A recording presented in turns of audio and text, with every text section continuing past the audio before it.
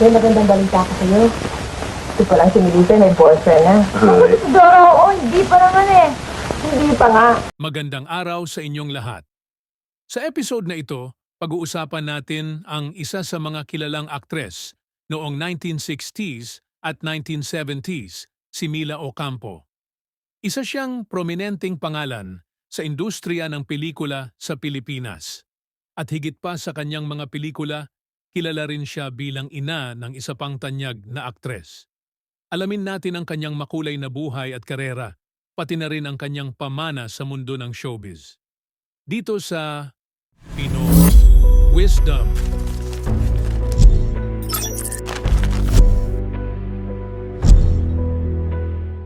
Si Mila Ocampo ay ipinanganak noong Marso 14, 1942 sa Iriga City, Camarines Sur. Ang kanyang ama ay dating mayor ng Iriga at ito ang nagbigay ng inspirasyon kay Mila na magsumikap sa kanyang mga pangarap. Nag-aral siya sa University of the Philippines, Diliman, kung saan nakatapos siya ng kursong Theater Arts. Ang edukasyon na ito ang nagbigay daan upang mahasa ang kanyang talento sa pag-arte na nagbukas ng pinto para sa kanya sa mundo ng showbiz.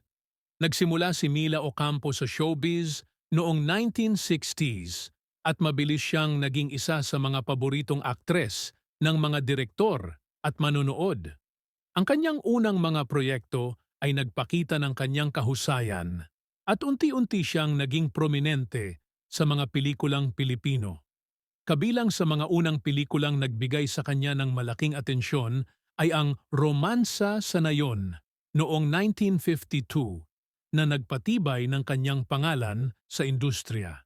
Ang dekada 70 ay isang panahon ng kasikatan para kay Mila na kinilala sa mga pelikulang tulad ng Tatlong Taong Walang Diyos, 1976, na itinuring na isa sa pinakamahalagang pelikula sa kasaysayan ng pelikulang Pilipino.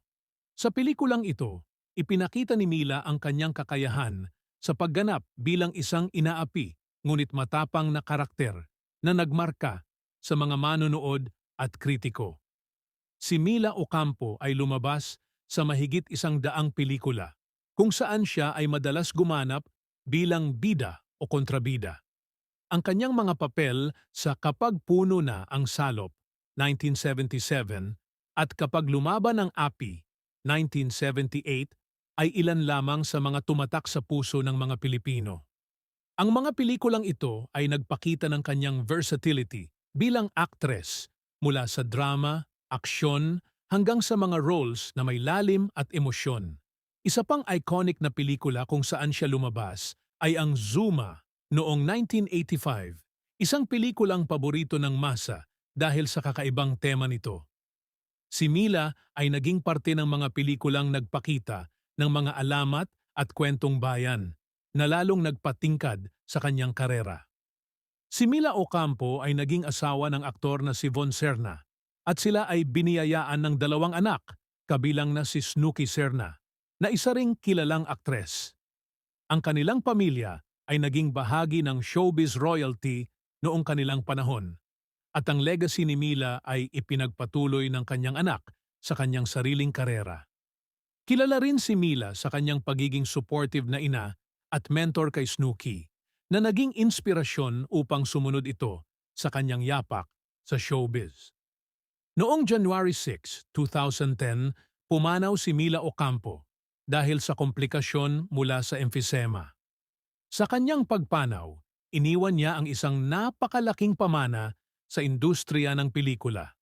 Ang kanyang kontribusyon bilang aktres ay hindi malilimutan at ang kanyang mga pelikula ay patuloy na pinapanood at pinahahalagahan hanggang sa kasalukuyan. Ang legacy ni Mila Ocampo ay hindi lamang sa mga pelikulang kanyang ginawa, kundi pati na rin sa impluensya niya sa mga sumunod na henerasyon ng mga artista, lalo na sa kanyang anak na si Snooki Serna. Ang kanilang pamilya ay nanatiling mahalagang bahagi ng kasaysayan ng showbiz sa Pilipinas. Sa huling pagsusuri, si Mila Ocampo ay isa sa mga haligi ng pelikulang Pilipino. Ang kanyang karera ay nagbigay ng inspirasyon sa maraming manunood at artista. ang kanyang legacy kasama ng kanyang anak na si Snooki ay patuloy na nagbibigay liwanag sa industriya ng showbiz sa Pilipinas. Maraming salamat sa inyong pakikinig at naway magpatuloy tayong pahalagahan ang mga kontribusyon ng mga tulad ni Mila Ocampo sa ating kultura at sining.